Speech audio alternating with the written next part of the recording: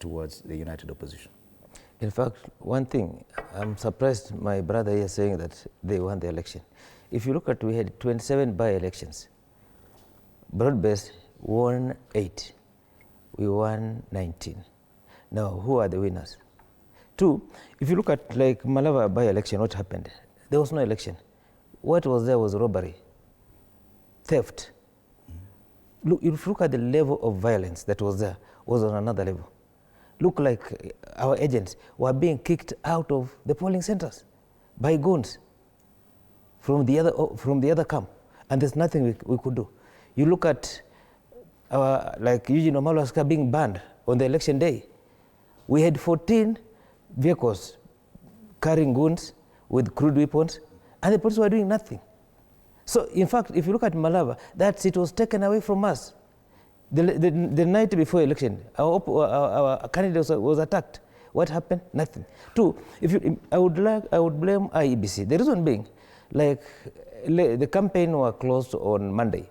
On Tuesday, we had government officials who were still campaigning, giving out mattresses and blankets. You saw it; it was all over, and saying, "Go and vote for Ndakwa, our opponent." Is this anything new that we've not witnessed before in other electoral process? Is it right? Why did you do we just fire wrong thing? It's not right. You see, IEBC should be neutral. It should be an umpire that can be able to deliver. But you see, it also got into bed with the government. Look at the government machineries. Government officials being allowed, CSS, campaigning in the open. Is it allowed? It's not allowed.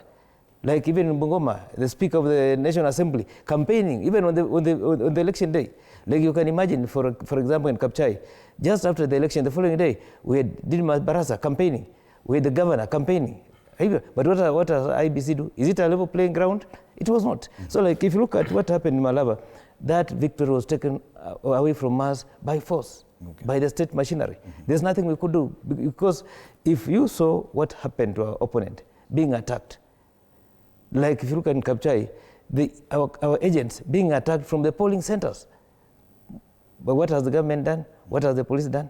Nothing. Look at Bungoma, where the governor Natembeya was campaigning for the opponent, for the independent candidate.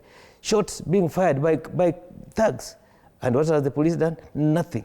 I get that. Because in any normal circumstance, when shots are being fired, the first thing the police should carry out investigations, people being attacked.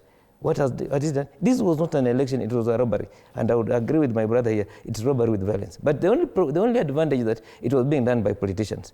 If it was someone else, most people have been in court right now. But show me any case where someone has been taken to court. You saw the president saying yesterday, or the day before yesterday, that they should crack on those criminal gangs. Why crack on them when they've already achieved what they wanted?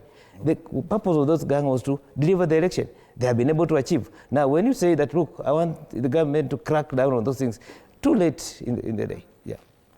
Dr. Mbai, what happened?